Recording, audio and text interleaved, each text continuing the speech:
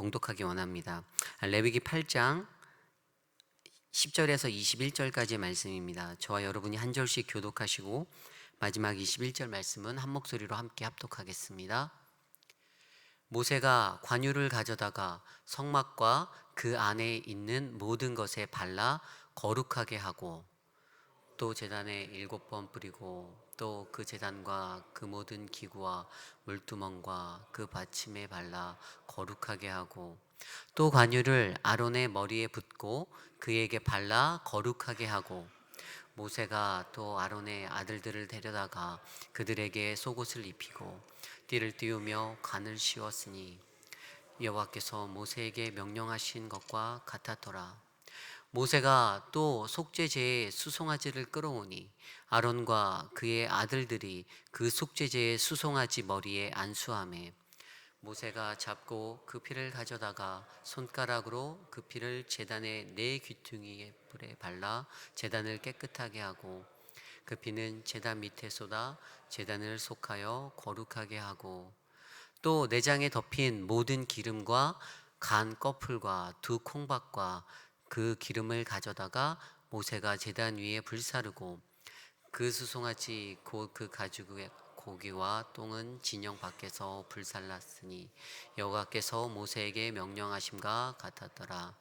또 번제의 수량을 드릴새 아론과 그의 아들들이 그 수량의 머리에 안수하매 모세가 잡아 그 피를 제단 사방에 뿌리고 그 수량에 각을 뜨고 모세가 그 머리와 각든 것과 기름을 불사르고 다 함께 물로 내장과 정광이들을 씻고 모세가 그 수량의 전부를 제단 위에서 불사르니 이는 향기로운 냄새를 위하여 드리는 범죄로 여호와께 드리는 화제라. 여호와께서 모세에게 명령하심과 같았더라. 아멘. 우리가 계속해서 레위기 말씀을 묵상하고 있습니다. 오늘 이 아침에도 우리에게 주시는 귀한 하나님의 말씀 안에서 주님의 세밀한 음성을 듣는 저와 여러분 되시기를 간절히 소망합니다. 오늘 우리에게 주신 하나님의 말씀의 제목 예배 예수 그리스도로 향하는 거룩한 사명이라는 말씀으로 함께 말씀 나누어 보겠습니다. 예배 예수 그리스도로 향하는 거룩한 사명. 여러분들 신앙생활을 오랫동안 해오셨죠. 물론 신앙생활을 얼마 하신지 안 된 분도 계시겠지만 신앙생활을 하다 보니 제게는 한 가지 좀 이렇게 신앙적인 로망, 좀 소망이 생겼습니다. 물론 목회자로 살아가는 것에 소망이 될 수도 있는데요. 그것은 바로 거룩한 예배자로 살아가는 것입니다. 거룩한 예배자의 삶. 누구나 성도로 신자로 불리는 그러한 삶을 살 때 아마 여러분들 다 스스로도 거룩한 성도, 거룩한 신자가 되길 원한다라고 그렇게 생각하실 줄 저는 믿습니다. 사실 거룩한 예배를 드린다라는 것이 또 우리에게는 또 중요한 것이 아닐 수가 없죠. 사실 이 예배를 드림에 있어서 우리가 어떠한 모습으로 예배해야 하는가, 그것은 단지 예배의 시간에만 집중되어지는 것이 아니라 우리의 전 인생을 내려놓고 그 인생 속에서 내가 어떠한 인생을 살아가는가에 대한 문제로 연결될 수 있다라고 그렇게 저는 생각합니다. 결국 거룩한 삶을 살고자 하는 이 소망들, 이것이 바로 한 사람의 예배자로 부름받은 우리들이 세상 가운데서 서야 하는 예배자로서의 모습이 아닌가 생각이 되죠. 어릴 적에 이제 교회에서 이제 신앙생활을 하면서 저는 이제 모태 신앙으로 자랐지만 그때 친구들과 장난스럽게 이런 이야기들을 막 나눈 적이 있어요. 어떤 친구가 교회에서 막 열심히 하면요, 열심히 안 했던 제 모습에서는 그냥 야, 너 되게 홀리한 척한다 막 이렇게 얘기하고 그랬어요. 근데 사실은 그 홀리하다라고 하는 것이 거룩함 아닙니까? 거룩함을 친구들과 장난하면서 너 홀리한데? 막 이렇게 얘기하면서 했던 그 기억이 있는데, 사실은 아까 말씀드린 대로 인생을 한 40 정도 살다 보니까 또 이제 목회자라는 그러한 하나님의 사명을 받고 살다 보니까 그 홀리함이 이제는 정말로 내 삶의 진정한 홀리, 거룩함이 됐으면 좋겠다라는 소망이 제 안의 작은 소망입니다. 오늘 사실 저희가 묵상한 이 레위기 8장 말씀, 저희가 레위기 1장에서 들어서면서부터 하나님이 어떻게 하나님을 예배해야 되는지 이스라엘의 5대 제사를 통해서 저희에게 말씀해 주셨지 않습니까? 그리고 이제 8장에 와서 거룩한 제사장의 위임식을 하는 이야기가 바로 어제 8장 1절부터 시작돼서 오늘까지 나오게 되는 이야기입니다. 그런데 이 레위기를 생각하다 보면은 왜 하나님께서는 창세기, 출애굽기, 레위기 이렇게 썼을 때 왜 출애굽기 다음에 왜 레위기를 딱 넣었지? 사실 여러분들 성경책 읽다가 보시면 성경 통독을 하시다 보면 레위기에서 굉장히 많이 막히세요. 레위기에서 정말로 나의 위기, 내 위기구나라는 것들을 느끼실 때가 굉장히 많지 않습니까? 레위기 1장 1절부터 시작되는 것에는 이게 이해가 되는 말인 것 같기도 하고 아닌 것 같기도 하는 말인데 라는 그것들 때문에 내 신앙의 내 위기를 느끼는 그 레위기를 저희가 만나게 되죠. 그런데 왜 하나님께서 출애굽기 다음에 레위기를 그 자리에다 넣어 놓으셨을까?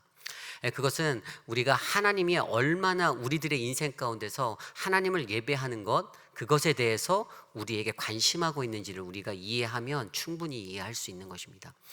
성경 말씀을 보면요, 출애굽기 마지막 구절에 이러한 이야기로 말씀이 맺히게 됩니다. 출애굽기 40장 34절 35절 말씀인데요, 한 목소리로 함께 읽겠습니다. 시작. 구름이 회막에 덮이고 여호와의 영광이 성막에 충만하매 모세가 회막에 들어갈 수 없었으니 이는 구름이 회막 위에 덮었고 여호와의 영광이 성막에 충만함이었으며. 아멘. 출애굽기 마지막 40장 이야기는요, 하나님께서 광야 백성으로 그 부르심을 받은 이스라엘 백성에게 성막을 지어서 완성하고 그것을 봉헌해서 드리는 예배로 마무리가 되고 있어요. 그리고 그 구절에 바로 구름이 회막에 덮였다라는 그러한 말씀이 저렇게 나오고요, 그 회막에 대한 이야기가 나오죠. 이제 하나님께서 그 성막이라는 하나님의 그 회막, 성전을 이제 그들의 백성으로부터 받고 나서 그들을 그 회막을 구름으로 덮어주시는 그러한 장면이 나와요. 그리고 우리가 읽은 레위기 1장 1절에 가면 이렇게 시작됩니다. 여호와께서 회막에서 모세를 부르시고 그에게 말씀하여 이르시되. 그러니까 출애굽의 이야기, 성전을 봉헌했다고 성막을 봉헌해서 거기로 끝난 것이 아니라 그 말씀 안에서 레위기 1장 1절에 그들에게 다시 회막에서 모세를 불러서 이르시는 내용, 무엇들을 레위기를 통해서 얘기하십니까? 어떻게 하나님을 예배할 것인가? 어떻게 너희들이 정결한 삶을 살아야 하는가? 너희들이 어떻게 하나님의 백성으로 그 삶들을 살아야 하는가를 레위기라는 그 말씀을 통해서 계속해서 말씀해 주시는 거예요.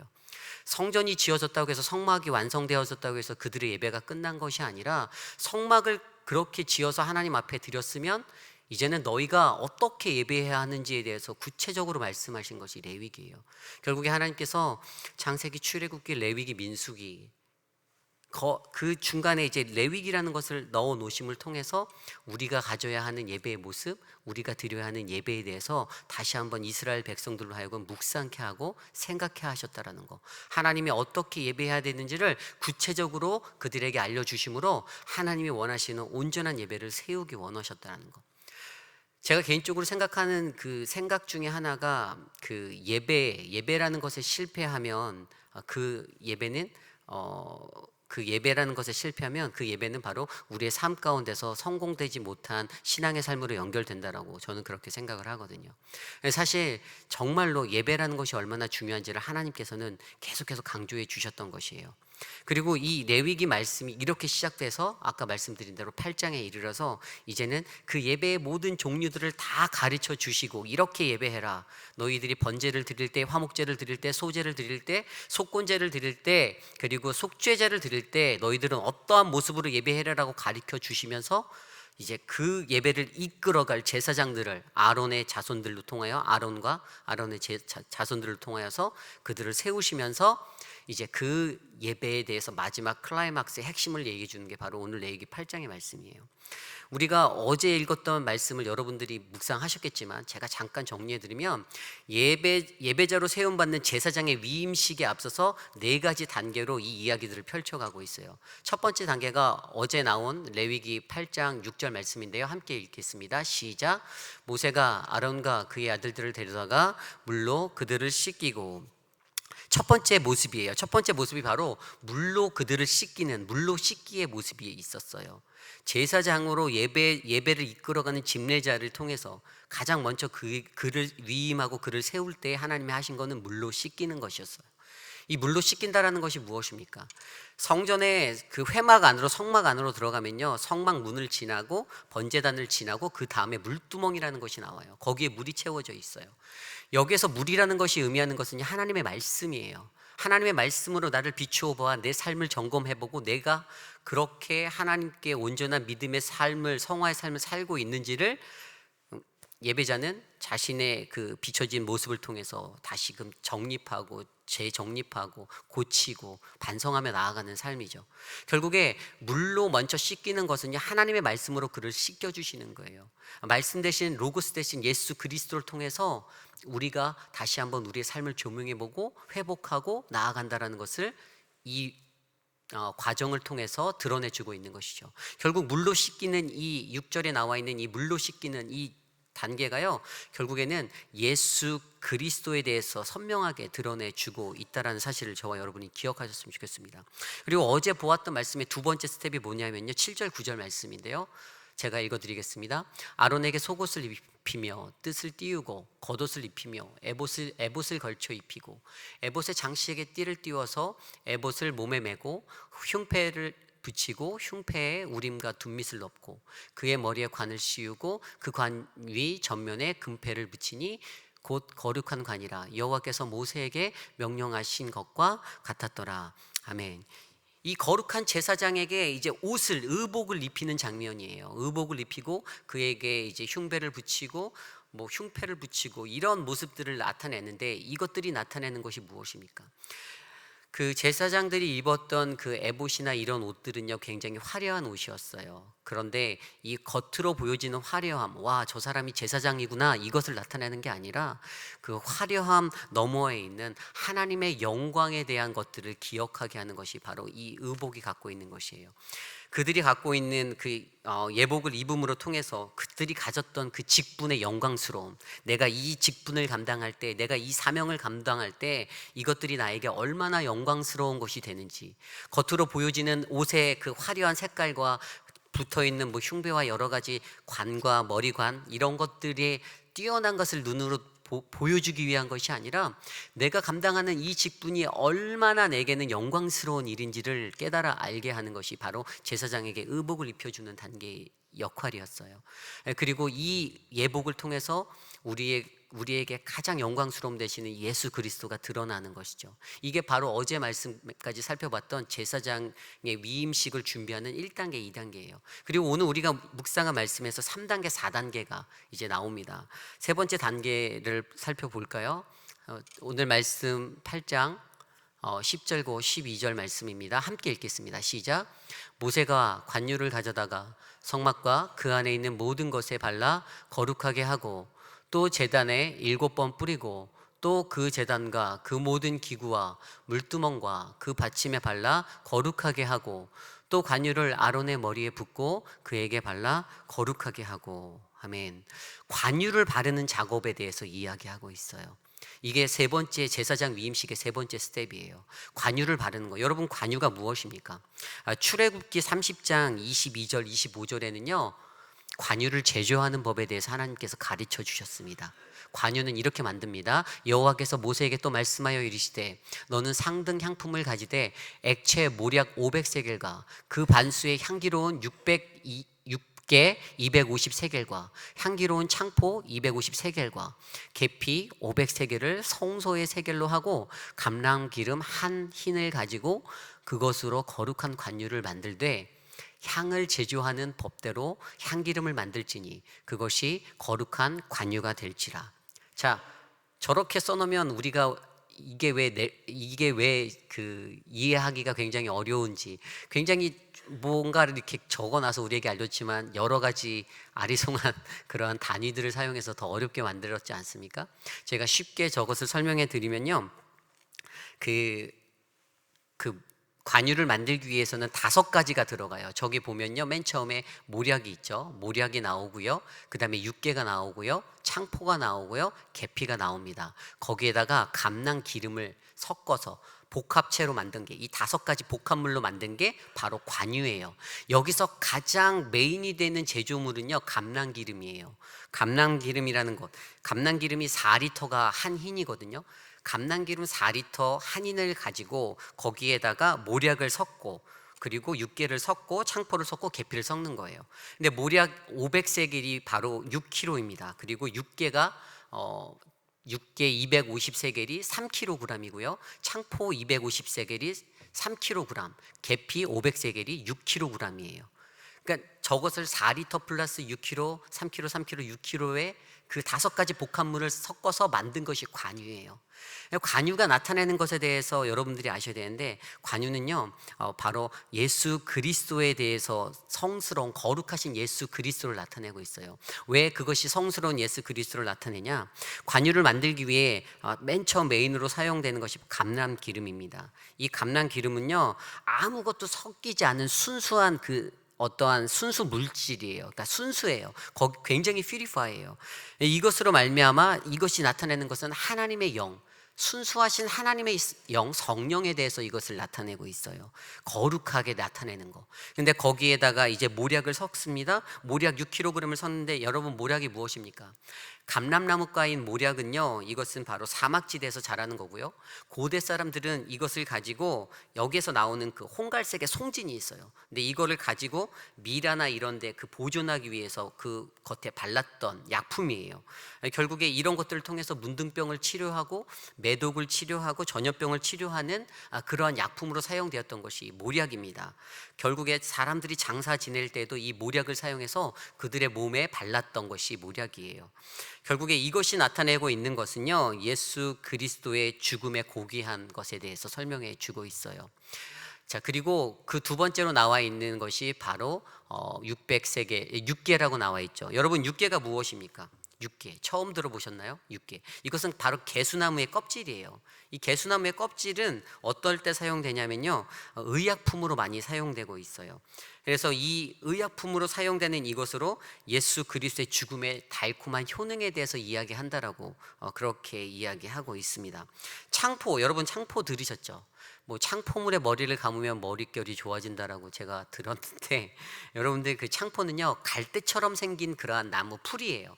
근데 이것이 진흙지대나 이런 곳에서 자라나는 것이에요. 늪지대 같은 데서. 근데 이것을 가지고 갖고 있는 뜻이 무엇이냐면요, 히브리어로 일어선다라는 뜻이 있어요. 창포라는 것에는요.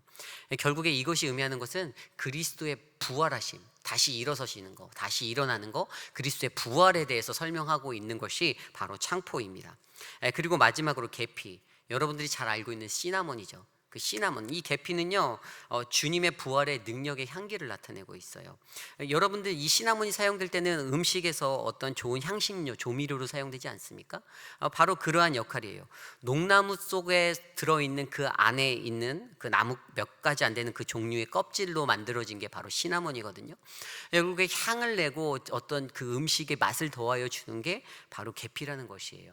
결국에 감람나무에다가 이 네 가지를 더해서 만들어진 관유, 결국에 이것이 무엇을 나타낼까요? 예수 그리스도의 죽음과 그의 부활하심, 온전하게 거룩하신 예수 그리스도를 나타내는 것이 관유입니다.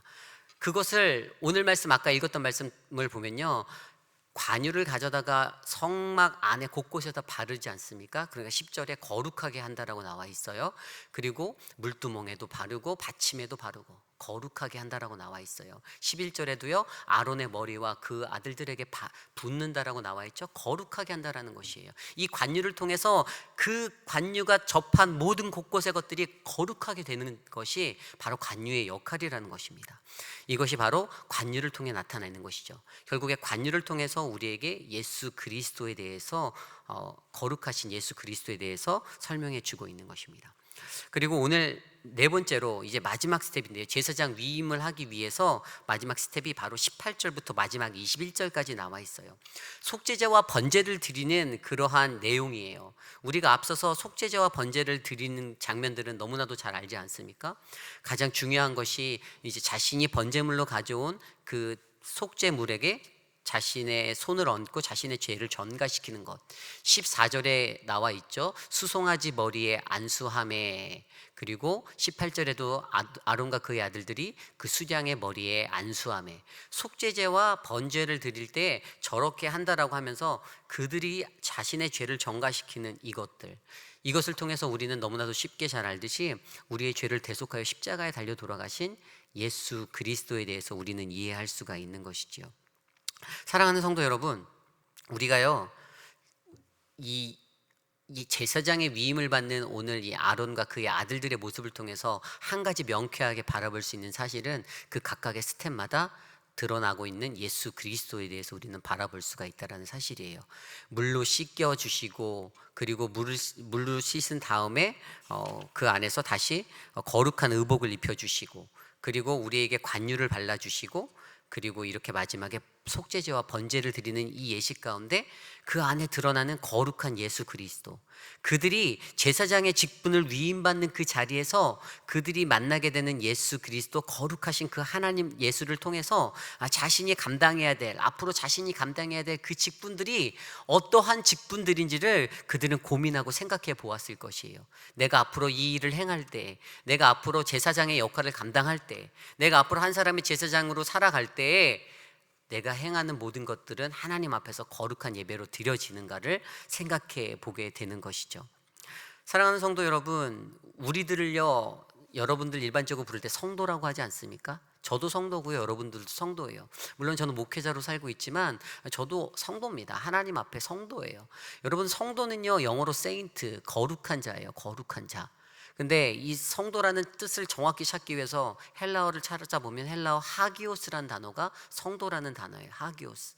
근데 하기오스는 가장 거룩한 것이라는 의미거든요. 가장 거룩한 것. 가장 거룩한 것이 성도라는 것이에요. 이 세상에서 우리 교회 공동체 안에서 가장 거룩한 것이 바로 저와 여러분이 될 수 있다는 이야기예요. 성도. 그런데 이 성도라는 하기오스 단어의 원형을 살펴보니까 하고스라는 헬라어 단어가 있어요. 하고스. 그 단어는 바로 두려움이라는 단어예요. 그럼 세상에서 가장 거룩한 성도라는 직분은 어떤 사람들입니까? 바로 두려움 앞에, 하나님 앞에 경외함으로, 두려움으로 서 있는 사람들을 말하는 것이에요.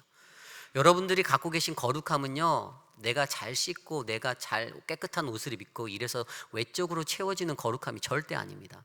하나님 앞에 두려움으로 섰을 때 얻게 되는 거룩함이 진정한 성도의 모습이고 거룩한 모습이에요. 가장 거룩한 그 삶의 모습은 하나님 앞에 두려움으로 살아갈 때에, 그때 하나님이 우리에게 주시는 그 능력이 바로 거룩함이라는 사실이죠. 사랑하는 성도 여러분, 저는 이 시대를 살아가는 저와 여러분들이 그러한 성도의 모습으로 살아가기를 원합니다. 제사장으로 위임받는 그 아론의 자손들과 아론에 대해서 오늘 이 위임 예식 앞에 하나님이 레위기 8장을 통하여 그들에게 제사장으로 살아갈 때 너희들이 거룩함 가운데 거하라고, 그러한 거룩함을 되새기게 하려고 계속해서 말씀하여 주셨지 않습니까? 그 예식의 모든 처음부터 끝까지의 모든 것들이 거룩함의 단계들, 예수 그리스도를 나타내며 우리도 거룩하게 이 직분을 감당해야지라는 믿음의 결단으로 아론의 자손들에게 전달되어지지 않습니까? 그럼 오늘 이 시대를 살아가는 저와 여러분들에게도 바로 우리가 목회자로 살진 않다 하더라도, 우리가 하나님의 그런 일들을 감당하는 사역자로 내 직분을 드리지 않는다 하더라도, 오늘 성도라는 한 사람으로 부름받은 우리들은 하나님 앞에 거룩한 모습으로 살아가야 할 것들에 대해서 날마다 생각해 보아야 한다는 사실입니다. 사랑하는 성도 여러분, 여러분들이 바로 그 거룩한 한 사람 되시기를 저는 간절히 소망합니다. 베드로전서 2장 9절 말씀에 이렇게 나와 있습니다. 함께 읽겠습니다. 시작. 그러나 너희는 택하신 족속이요 왕같은 제사장이요 거룩한 나라요 그의 소유가 된 백성이니 이는 너희를 어두운 데서 불러내어 그의 기이한 빛에 들어가게 하신 이의 아름다운 덕을 선포하게 하려 하심이라. 아멘. 사랑하는 성도 여러분, 우리들은요 하나님께서 그렇게 부르신 사람들입니다. 거룩한 백성, 제사장, 거룩한 나라, 그의 소유가 된 백성. 그러니 우리의 삶이 거룩하게 성인 성도의 삶으로 살아가야 하는 것이 합당하지 않습니까? 베드로전서 1장 15절 16절에 이렇게 말씀하십니다. 오직 너희를 부르신 거룩하신 이처럼 너희도 모든 행실에 거룩한 자가 되어 기록되었을 때 내가 거룩하니 너희도 거룩하라. 그렇게 말씀하신 하나님, 내가 거룩하니 너희도 거룩하라. 이것이 바로 오늘 이 시대를 살아가는 성도의 삶을 살아가는 저와 여러분의 사명이 될 줄 저는 믿습니다. 여러분들, 한국 교회에는요 새벽 예배라는 것이 있죠. 우리가 드리는 이 새벽 예배, 미국 교회나 다른 유럽의 교회는 새벽 예배가 없습니다. 근데 저희 한국 교회 새벽 예배에 대한 기원을 살펴보면요, 그 파주라는 것에 파주의 신앙이 있어요. 파주가 뭐냐면요, 아침과 저녁에 그 성 안에서 종을 치는 것이에요. 예전에 조선 시대 때 보면요, 우리나라 사람들이 성에 모여서 성읍에 모여서 살지 않았습니까? 그때 이 파레라는 이 파주라는 것이 있는데 이게 종을 치는 건데요. 아침에 새벽 4시, 새벽 5시 종을 33번 칩니다. 그럼 성 안에서 사는 사람들이 그 종소리를 듣고 내가 농사지러 가야 되는구나 이렇게 생각을 하고 그들의 하루의 삶이 시작되었던 것이에요. 농경사회를 살던 조선시대 사람들의 들려오던 이 종소리가요, 그들의 삶 속에서 내 인생의 시작을 알리는 종소리였지만 이 시대 때 예수 그리스도란 하나님의 말씀 복음을 접했던 사람들은 이 소리를 듣고 함께 모여 기도하기 시작했던 것, 이것이 바로 새벽 예배에 들려오는 그런 새벽 종의 기원들입니다. 이 소리를 듣고 그들이 모여서 이제 예전에는, 지금 우리가 6시 예배 드리지만 예전에 저희는 뭐 5시, 4시 반에 새벽 예배 드렸지 않습니까? 그렇게 예배했던 그들의 그 믿음의 선조들의 경건함, 그들의 거룩함, 그들이 그 거룩함의 삶을 살기 위해서 새벽부터 몸부림쳤던 그러한 삶의 모습들. 사랑하는 성도 여러분, 우리가 살아가는 오늘 이 시대의 우리들의 모습은 어떻습니까? 우리들도 거룩한 삶을 살기 원한다면서 실질적으로 우리의 삶은 하나님 앞에 거룩한 모습을 위해서 몸부림치고 계십니까? 내 몸을 조금이라도 더 헌신해서라도, 내 몸을 조금 더 불살아서라도 내가 오늘 저 예배에 참여하겠어, 내가 저 예배 가운데 나아가겠어 라는 그 믿음의 결단을 들이십니까? 우리의 부모님들, 우리 할머니들, 우리 할아버지들이 드렸던 그 신앙의 그 뜨거운 열정과 그 믿음의 갈급함들이 오늘 이 시대를 살아가는 저와 여러분들에게 혹은 우리 자녀들에게 흘러가고 있나요? 저는요, 오늘 이 말씀을 준비하며 예배라는 것, 우리가 드려지는 이 삶의 예배 가운데 우리가 온전히 집중해야 되는 것이 바로 이 거룩한 모습으로서의 몸부림이 되기를 간절히 소망합니다. 바로 오늘 이 시대를 살아갈 수 있는 저의 원동력, 그 신앙의 원동력, 내가 잘나서 내 능력이 뛰어나서가 아니라 바로 이전부터 우리를 위해 이렇게 몸부림치며 신앙생활해 오셨던 우리의 아버지, 우리의 할머니, 우리의 선조들의 그 기도가 아닌가 저는 싶습니다. 사랑하는 성도 여러분, 바로 여러분들이 오늘 이 시대를 살아가며 그러한 기도의 일꾼, 그러한 예배자들 되시기를 간절히 소망합니다. 독일어로 이러한 단어가 있습니다. 베르프라는 단어가 있어요. 직업을 뜻하는 독일어예요. 근데 독일 사람들은 생각할 때 이 베르프라는 단어를 그냥 단순한 직업, 그냥 한 가지 내 잡으로 그렇게 여기지 않습니다. 독일 사람들은 그들의 그 베르프 직업을 그들의 사명이라고 생각을 합니다. 이것이 내가 그냥 이 직업을 그냥 내가 몸담고선 그냥 형식적으로 때우는 직업이 아니라 내 삶의 사명이 되어 그것에 몰입하는, 해야 하는 그러한 것으로 여긴다라는 것이지요. 결국에 그렇게 살다 보니 그 독일인들의 직업 정신이 어떻습니까? 내가 선 이곳이 바로 거룩한 것이고 내가 살아가는 오늘이 내가 거룩하게 살아가야 하는 그 날이라고 그들은 몰입하고 살아간다라고 합니다. 사랑하는 성도 여러분, 오늘 이 하루를 살 때에도 저와 여러분들 하나님의 그 거룩함에 몰입하여 사시는 저와 여러분의 인생이 되시기를 간절히 소망합니다. 우리의 모든 것이 힘들고 우리의 모든 것이 연약할 수 있습니다. 그러나 하나님께서는요, 우리에게 거룩하게 살라라고 하시는 그 사명을 주셨습니다. 우리의 예배가 그러한 거룩한 예배가 되어야 하고 우리의 삶이 그러한 거룩한 삶이 되어야 할 줄 믿습니다. 이 시간에 그러한 마음으로 함께 찬양하시기 원하는데요, 오늘 주신 말씀과 같이 우리가 우리 안에서 이루시는 그 예수 그리스도, 나를 거룩해 하시고 나를 완전케 하시는 그 하나님을 좀 바라보며 함께 오늘 말씀 생각하며 좀 찬양했으면 좋겠습니다. 여러분들 함께 이 찬양 부르실 때 정말로 내 안에서 역사하시는 그분을 기억하며 함께 찬양하겠습니다. 완전하신 나의 주 함께 찬양합시다.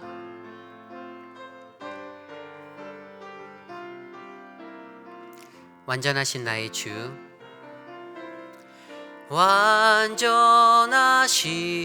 나의 주, 이의 길로 날 인도하소서.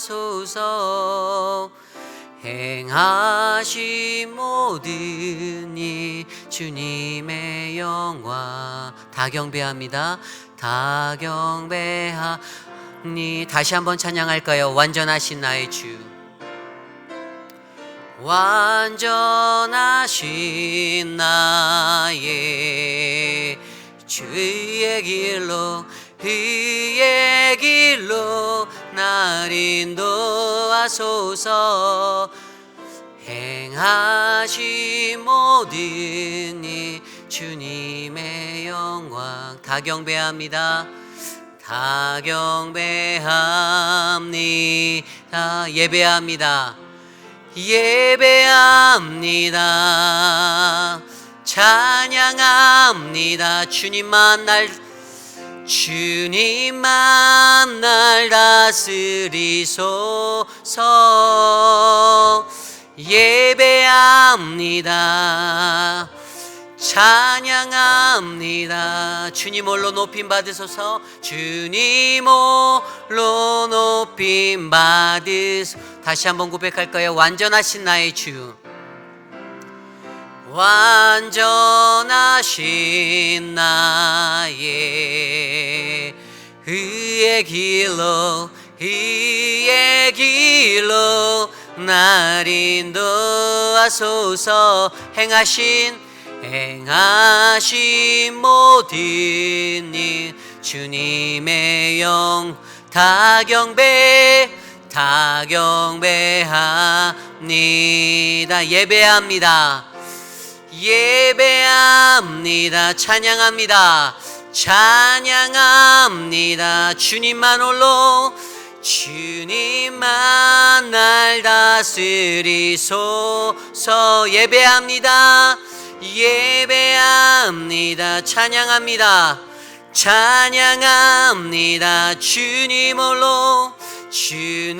홀로 높이 받으소. 예배합니다. 찬양합니다. 주님만 날 다스리소서. 예배합니다.